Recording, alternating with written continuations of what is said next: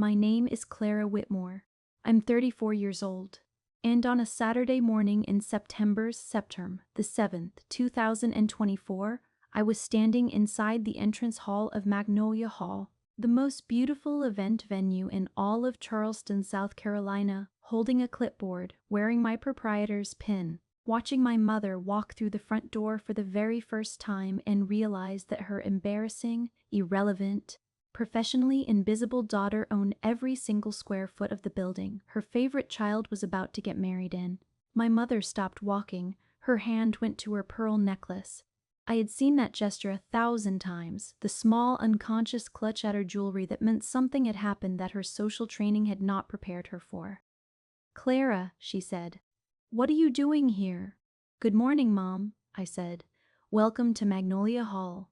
"You work here?" "I own it," I said. I said it quietly, without performance, the way you'd say the weather is clear.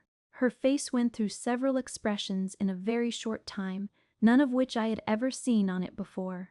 She looked at the ceiling, at the original plasterwork medallion I had spent 4 months locating a specialist to restore. She looked at the crystal chandelier above us. She looked back at me. What she didn't know was that the venue she was standing in, the venue my sister Diana had chosen for her $50,000 wedding, the venue my mother had called the most exquisite space in the entire state when Diana first toured it in March, belonged to me. Had belonged to me for over 2 years.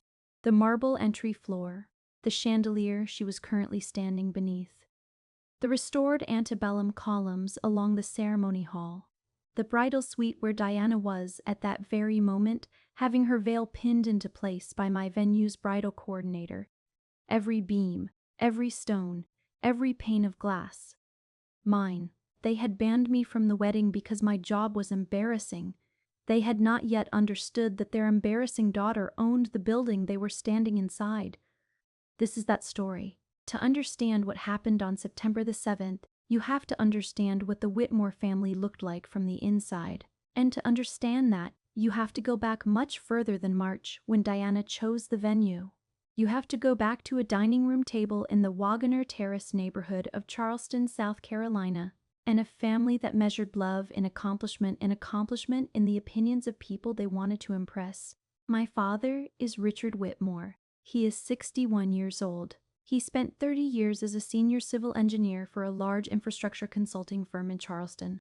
The kind of man who is at ease in boardrooms and uncomfortable in silence, who announces his professional title in the second sentence of every introduction, who has an answer prepared before the question is fully out of your mouth. Richard is not cruel in a way that leaves marks anyone can see. He is cruel in the way of a man who genuinely believes he is being helpful when he tells his daughter that her choices are too risky, too unclear, not impressive enough for the story he wants to tell about his family. He means well, which is the hardest part to explain to people who have not grown up in the orbit of a man like him, because the damage done by people who mean well is the kind you cannot hold in your hands and show to anyone. My mother is Patricia Whitmore. She is 58 years old. She spent 20 years as a school administrator in the Charleston County School District before retiring, and she transferred every skill she developed in that role, the curation of outcomes, the management of appearances, the quiet engineering of other people's impressions, directly into her family life. Patricia sends Christmas cards in November. She bakes for neighbors she doesn't particularly like. She loves her daughters. I have never doubted that. But loving someone and seeing them are two separate acts. And in our family, Diana had always been the one who got seen. My sister Diana is 31 years old. She is 3 years younger than me, and she has always occupied more space in the room, not only because she tried to, but because the room rearranged itself around her without being asked. Diana is photogenic in a way that reads as effortless. She has the kind of warmth that makes strangers feel immediately at home, and the kind of social intelligence that our parents interpreted as wisdom. She studied marketing at the College of Charleston. She had a serious relationship in her late 20s with a man named Robert Ashford that my parents adored, and when that marriage ended after 18 months, my parents did not call it a failure. They called it Diana choosing better for herself. They organized a quiet dinner the week her divorce was finalized. They presented it as support, and it was. What I had a problem with was the arithmetic. When Diana struggled, the family circled. When I struggled, the family dispersed. Diana got engaged in January of 2024 to a man named Christopher Belmont. He is 33, a financial advisor from a family that owns property on Kiowa Island. He is everything my parents had quietly hoped Diana would find after Robert: stable, connected, the kind of man whose family name opens certain doors without visible effort. I was genuinely happy for her. I called her the night she got engaged, and the happiness in my voice was real. She is my sister. Her joy was never my competition. I should tell you what my family understood about my career. Or rather, what they believed they understood, which is not the same thing. I had spent my 20s working in event coordination. The first 4 years were the unsexy version, driving a white cargo van with a cracked rear bumper for a small company called Coastal Events Group, hauling folding chairs, running power strips, arriving at venues at 5 in the morning to set up corporate registration tables that several hundred people would walk past without ever glancing at. I was 22 when I started. I was deeply unglamorous.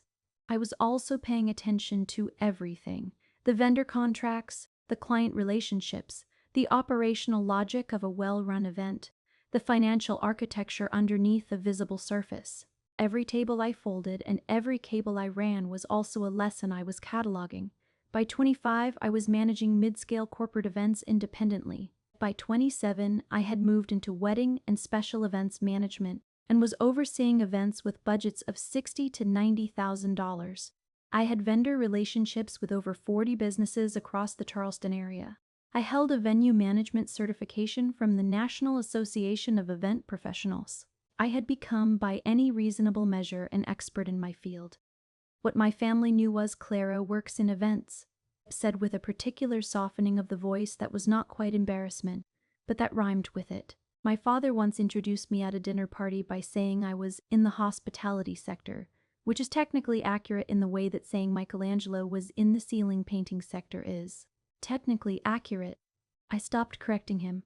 I stopped bringing up professional specifics at family gatherings. I had attempted to share career news with my family on 2 distinct occasions, and both times the reception had been so carefully, courteously indifferent that I understood something important. They were not withholding praise. They simply did not register that there was anything to praise. The first example, in February of 2022, I received a certificate of recognition from the South Carolina Event Professionals Network, an annual award for the most outstanding emerging event manager in the state. I brought it to a Sunday dinner. I didn't make an announcement. I just set it on the counter near the breadbasket, thinking someone would ask about it. My mother said, "Oh, how sweet," and turned immediately to ask Diana about a new apartment she was decorating. The certificate was still on the counter when I gathered my things to leave at 8:30 that evening. I picked it up and took it with me. It is framed in my office at Magnolia Hall now. The second example, in the summer of 2023, my parents celebrated their 35th wedding anniversary with a garden party at a rented estate in Mount Pleasant. 200 guests, a jazz quartet, a 4-course catered dinner. I offered to manage the entire event professionally and at no charge, as a gift. My father said he didn't want to burden me. My mother, 2 weeks later, hired an event planner named Sandra who had been in the industry for 7 months and charged $11,000. Sandra forgot to confirm the backup generator. When the power went out across the estate at 9:15 in the evening, 12 minutes into the first course, it was I who called an electrical vendor I knew personally and had power fully restored in 38 minutes. My mother, in her toast at the end of the evening, thanked Sandra for handling the situation with such grace under pressure. I finished my champagne and thought about nothing in particular.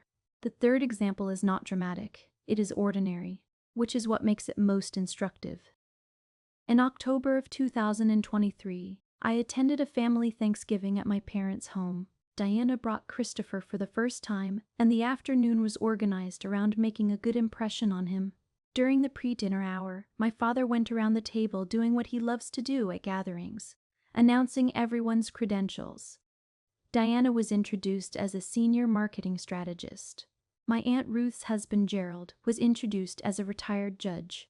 When my father got to me, he said, without breaking his conversational stride, "And Clara's in event planning, she's always been our free spirit."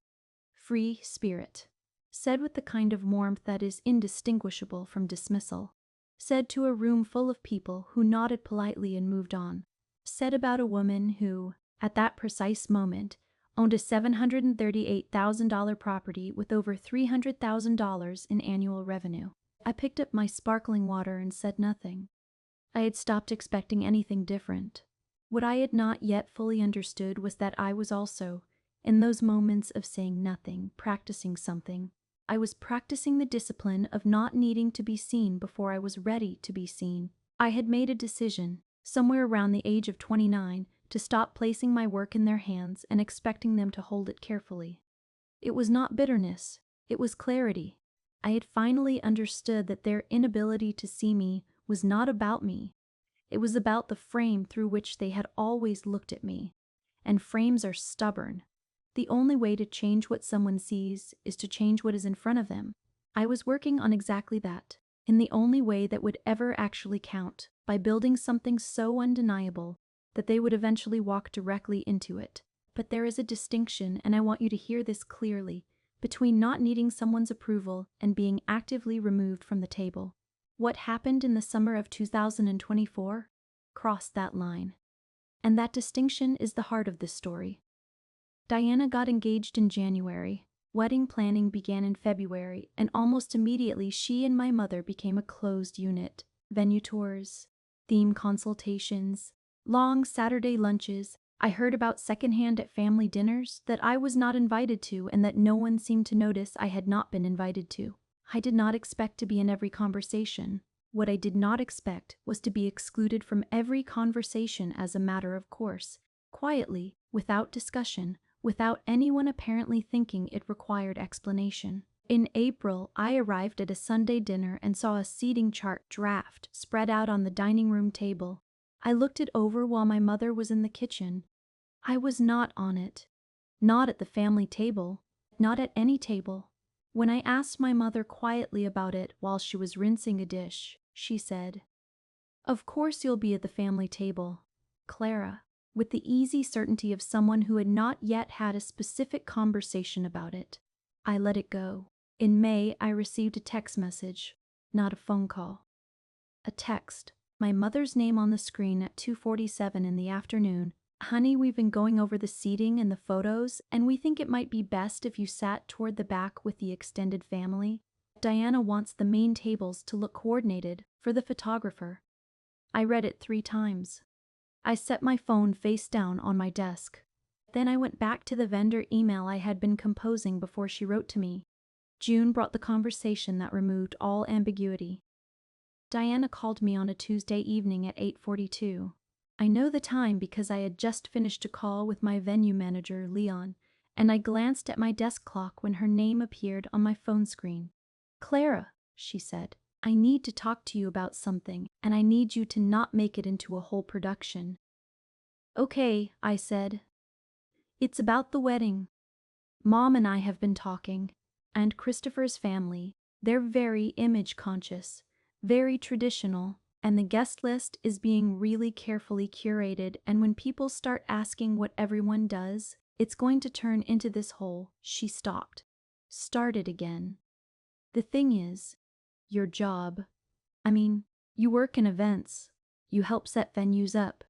Christopher's cousins are going to ask what you do, and it's going to become this conversation about, your situation." "My situation," I repeated. "I don't mean it badly," she said quickly.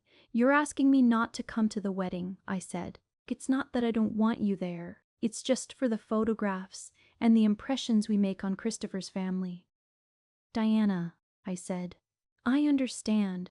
She exhaled with an audible relief that was somehow more painful than anything else she had said. "I knew you'd get it. You've always been the rational one." "I understand," I said again. Exactly the same tone. I hung up. I sat in my chair in the office of my building. The office that has, framed behind my desk, a large aerial photograph of Magnolia Hall taken the morning the renovation was completed. And I looked at that photograph for a long time. Every wing, every garden path, every column. I thought about the exact words Diana had just used. Your situation. I let them sit in the room with me for a moment, and then I opened my laptop, pulled up the contract file for the September the 7th booking, and read through the terms slowly. There was her name, Diana Whitmore, becoming Diana Belmont. The venue, Magnolia Hall. Total contract value, $50,200. I closed the laptop. I didn't cry. I didn't call anyone. I didn't draft a message and then delete it. I just sat in my building and absorbed what it meant that they were coming here. Here is how Magnolia Hall came to belong to me, because this is the story inside the story, and the inside story is the one that matters most. In 2019, I was 29 years old and I had saved $81,000. Not because I earned a large salary. I didn't. I earned $44,000 a year at my best point as a salaried employee. But I had lived carefully and deliberately for 7 years, a one-bedroom apartment in the neck area of Charleston at $900 a month in rent. A used car bought outright for $8,600, no vacations over $500, no restaurant meals more than twice a month. I made these choices without resentment because I had a sense, imprecise but persistent, that I was building toward something. I just couldn't yet name what it was. In January of 2020, I enrolled in a commercial real estate course focused on event venue acquisition. I completed it in 11 weeks. In March, I began building a target list of historic properties in the Charleston area. I built financial models. I studied revenue projections. I told one person, my colleague and closest professional confidant, a woman named Priya Mehta, who had been in the events industry for 12 years and who listened to the whole plan over a very long dinner and said, Clara, do it. Do it now. In April of 2020, I found Magnolia Hall. It had been on the commercial market for 13 months. The owners, an elderly couple named Emmett and Louise Hargrove, had run it as a wedding and special events venue for 18 years and were ready to retire. The property had 16,000 square feet of indoor event space, a garden terrace overlooking a private pond, a bridal suite with original crown molding, and a catering kitchen that was functional but badly dated. The structural bones were exceptional. The asking price was $745,000. I did not have $745,000. I had $81,000, a precise business plan, and a belief in the numbers so complete that it felt less like optimism and more like arithmetic. I spent 4 months building the most detailed financial model I had ever constructed. Revenue projections for 3 scenarios based on 3 years of market data, comparable property performance, and a detailed read of the Charleston wedding industry's growth trajectory. I had occupancy rate targets, price per event estimates, staffing models, cash flow projections, quarter by quarter for 5 years. In September of 2020, I walked into a meeting with a commercial lender in downtown Charleston with a 39-page business plan and asked for a loan. They said no.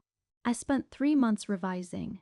I found a regional lender with more flexibility on commercial venue financing and submitted a new application in February of 2021.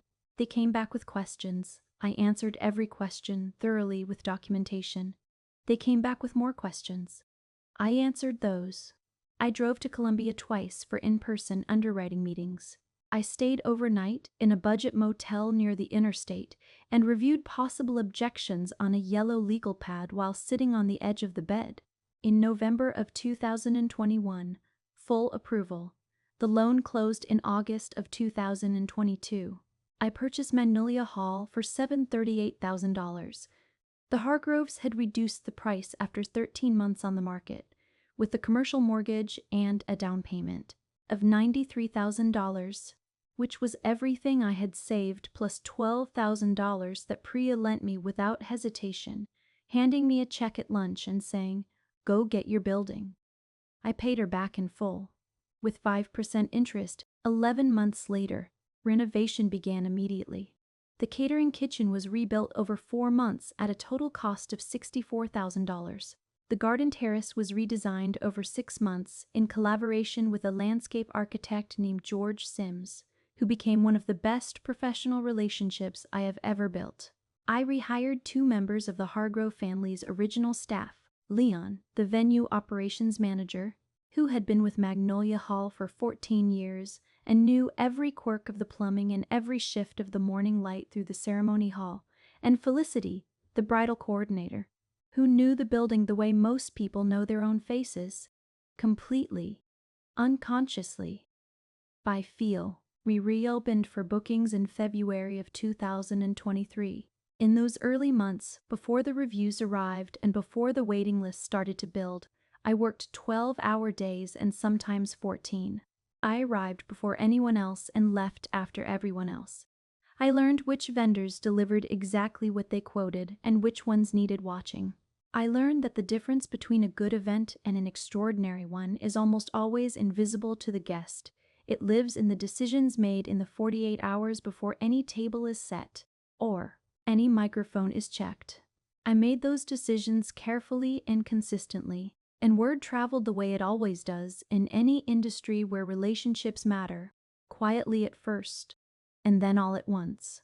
By December of 2023, gross revenue was $407,000. By the spring of 2024, the same spring Diana announced Magnolia Hall as her chosen venue, we had a 17-month waiting list for Saturday bookings and a feature in Charleston magazine listing us among the most coveted wedding venues in the Low Country. My name was in that article. I have no evidence that anyone in my family read it.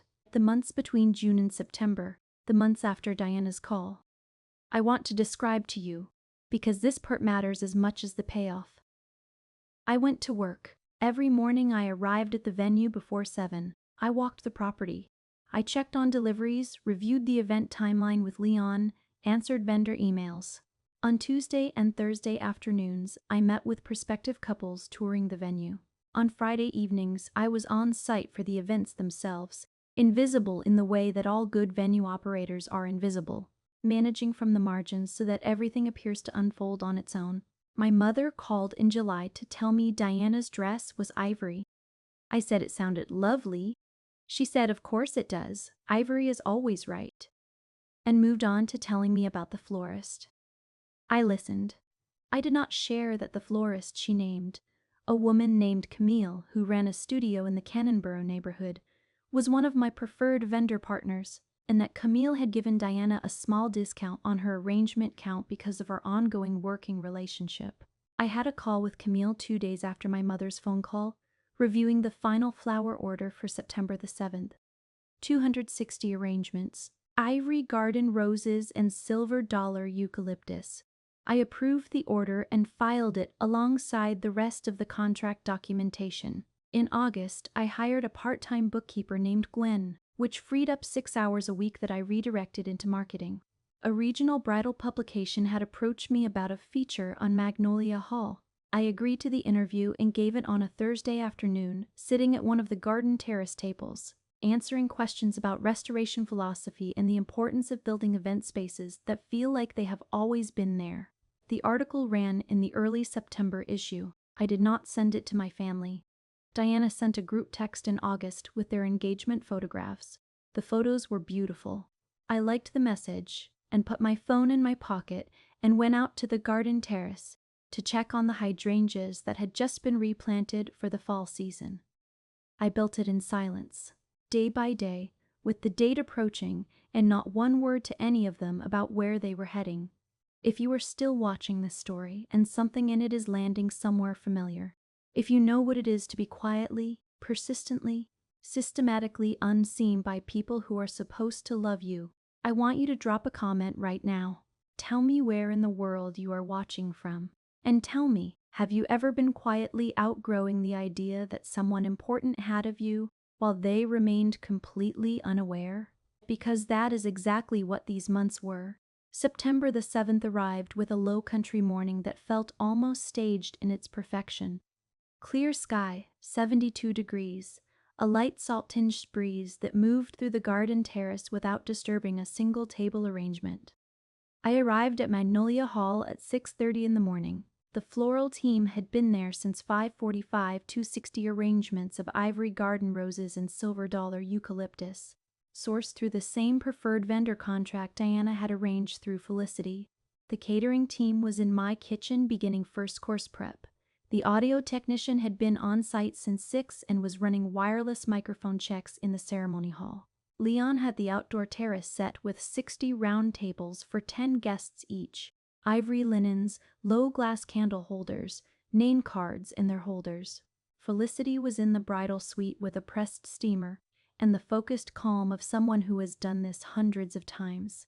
I wore what I always wear when I manage an event at my property: dark tailored trousers, a white silk blouse with a small stand collar, and the bronze lapel pin that reads Magnolia Hall, Proprietor. I had never worn that pin to a family gathering before. There had never been cause to, until today. My family began arriving at 10:40 in the morning. I positioned myself near the entrance hall welcome desk, reviewing the vendor timeline with my guest coordinator Tasha. When the first car pulled up, my mother came in first, with my Aunt Ruth and Uncle Gerald Whitmore, who had driven down from Columbia the night before. My mother was in deep blush-colored silk and her pearl earrings, the good ones, the ones she reserves for occasions she considers important. She came through the main doors in mid-conversation, laughing at something Ruth had said, and walked into the entrance hall beneath the original plasterwork ceiling medallion, and she did not see me for almost 30 seconds. When she did see me, she stopped walking. Her laughter stopped with her. "Clara," she said it the way you say a name when you are not entirely certain of what you are seeing. "What are you doing here? Do you work here?" "I own it," I said, quietly. The same tone I used to give a client the ceremony timeline. She stared at me. "What do you mean you own it?" "I purchased Magnolia Hall in August of 2022, I said. "I've been running it for just over 2 years. Today is one of our Saturday bookings." My mother looked at me the way people look at optical illusions, like the information in front of them is real, but cannot be processed by any available framework. Her eyes moved to the chandelier above us, to the marble floor, to the bronze pin on my lapel, back to my face. "That's Clara. That's not—" "Mom," I said, "your seats are in the family section, 3rd row on the left. Leon will show you. The ceremony begins at noon. I'd love to catch up after." I smiled at her. I turned back to Tasha's timeline. My mother stood there for another 3 or 4 seconds. Then Aunt Ruth touched her elbow and said very quietly, "Patricia," and my mother walked forward into the building. My father arrived 11 minutes later in a group with 3 of his former engineering colleagues and their wives. He came in the way he always comes into rooms, expansive, already in conversation, filling the space with his voice before his body has fully entered it. He got 4 steps into the entrance hall before he saw me. He stopped mid-sentence. "Clara," a flat statement, not a greeting. "Hi, Dad," I said. "Welcome to Magnolia Hall." He looked at me. He looked at the room. He looked at the bronze pin on my lapel, at the marble floor, at the chandelier I had sourced from an antique dealer in Savannah and had rewired and rehung at a cost of $8,400. "You work here," he said. "I own it," I said. The second time was easier than the first. He opened his mouth.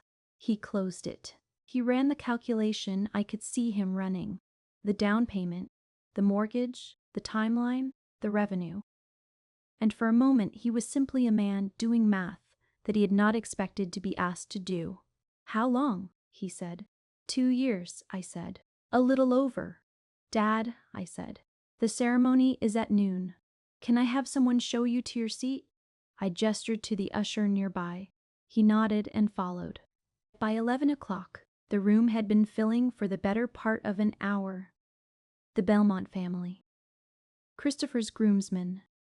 Diana's college friends and colleagues. Extended family, neighbors, people who had driven from Atlanta and Charlotte and Hilton Head to be here. There were perhaps 90 guests already inside when those two conversations took place, and I watched the information travel through the room the way information always travels at family events, swiftly, comprehensively, without any effort from me at all. Eleanor Belmont found me at 11:10 in the morning. She was elegant in the way that takes decades to achieve, restrained, precise, the kind of refinement that knows it doesn't need to announce itself. She extended her hand and introduced herself with the warmth of someone genuinely comfortable in her own social skin. "You're the proprietor?" she said. "Clara Whitmore," I said. "Yes. Thank you so much for choosing Magnolia Hall. We're honored to host Christopher's wedding. The property is absolutely extraordinary," she said. And she meant it. I have heard enough genuine reactions to know the difference. The restoration work is exceptional. You can feel the care in every room. "Thank you," I said. "We spent a long time getting it right."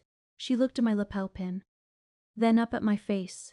"Your family must be very proud of what you've accomplished here." "They're finding out about it today," I said. I kept my expression warm and entirely composed. "It's been a quiet project." She tilted her head with a small, curious smile. "That's an extraordinary surprise to have in one's back pocket." "Yes," I said. "I found it useful." Felicity came to find me at 11:49 in the morning. Diana had asked for me in the bridal suite.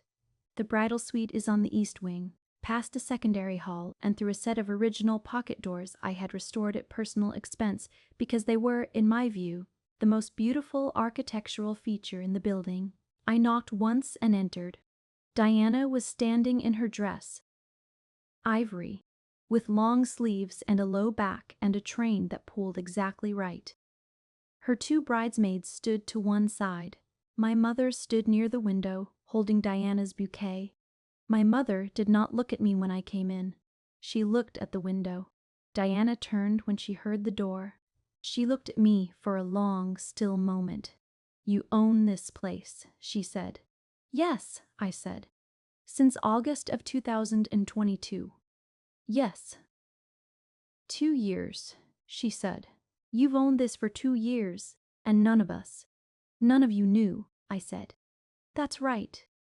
One of the bridesmaids made a very small sound.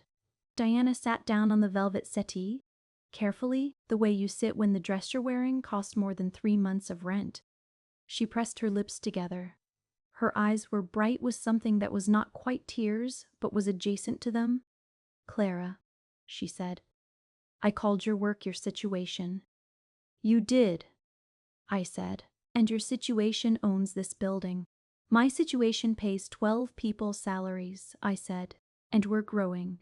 She let out a sound that was half laugh, entirely undone. "Then, I'm so sorry for what I said, for what I asked of you. I don't know how you're standing here looking at me like that."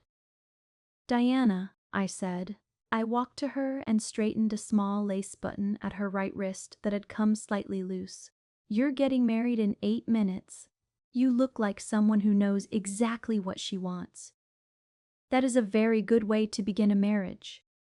Her eyes went bright. "How are you this calm?" I looked at her in the dressing mirror. "Diana," I said, "I'm the one who owns the building." She laughed. "The real kind. The kind that breaks through the careful surface." And for a moment, she was just my sister. Not the carefully curated event of the day, just Diana, sitting on a velvet settee in a beautiful dress in my building, laughing in a way she hadn't laughed with me in a long time. The ceremony ran at noon, exactly on time, because at Magnolia Hall events run on time. I stood at the back of the ceremony hall. I had not been given a seat, and I did not take one. I stood near the sound panel with Leon and watched my sister get married beneath my chandelier on my floors, in a ceremony space I had built and maintained with the same quiet precision with which I do everything. Every microphone worked. Every cue was clean.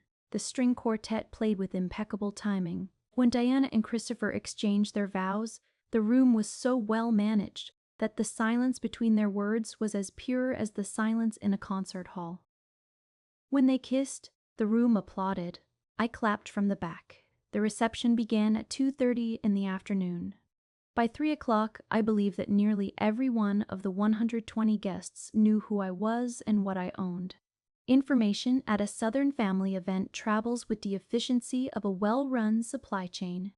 By 3:15, people who had never once spoken to me were finding reasons to come say hello. Christopher's father, Douglas Belmont, stopped me near the garden entrance to tell me he was deeply impressed and asked if I'd consider hosting a corporate event for his firm. I gave him my card.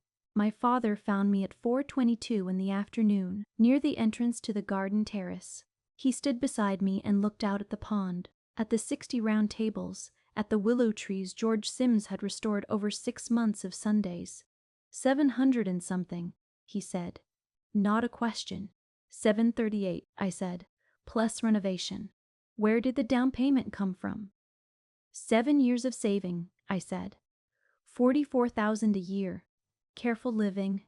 He was quiet. Richard Whitmore, who has an opinion available for every situation, was quiet. The loan, he said finally. How did you get a commercial lender to approve it? I built a business plan, I said. 39 pages, 1 rejection, 3 more months of revisions. Then it was approved. He nodded. Not the nod that means he's already moved on. A different nod. The slow nod of a man encountering a calculation he had not run and was only now beginning to understand. I've said dismissive things about this kind of work, he said, in front of you. Yes, I said. I shouldn't have. No, I said. You shouldn't have. He looked at me then, fully, in the way he had not looked at me in a very long time.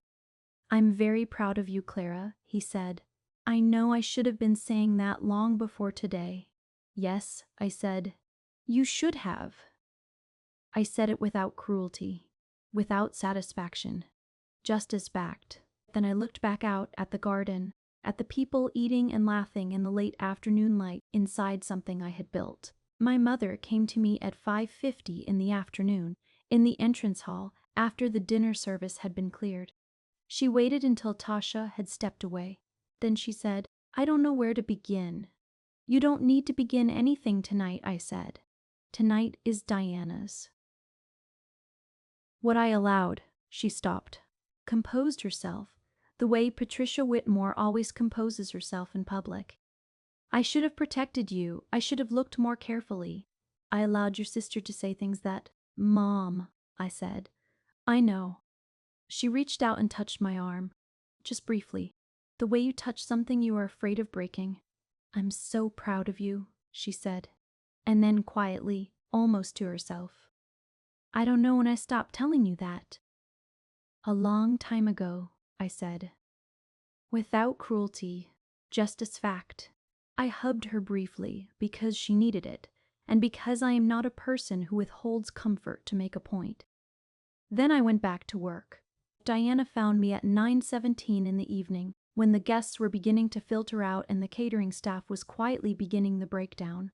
She was barefoot, shoes in one hand, bouquet in the other, mascara slightly smudged in the way that means a person has had a full and genuine day. Can I call you next week? She said. Yes, I said. I want to understand all of it, how you did it, everything. I'll tell you everything, I said. She looked around the room, at the remaining candlelight, at the tables, at the warm way the chandeliers lit the restored plasterwork at the end of the evening. You built all of this, she said. Yes, I said. While I was busy not looking, she said. While you were living your life, I said, and I was living mine. She looked at me for a long time. I'm so sorry, Clara, she said, for all of it, for the way I talked about your work, for the phone call, for the things I said and the things I allowed Mom to say. I know, I said. Be happy, she said. The way she said it was a question, asking if we were okay. Be happy, Diana, I said. That's what I want for you. She hugged me tightly, the way we used to hug when we were children, and the world was still small enough that we fit together comfortably in it. I held on for a moment longer than strictly necessary. Then I let go. That was the moment I stopped being the overlooked one and started just being myself. Fully. Without the frame of their dismissal around the edges.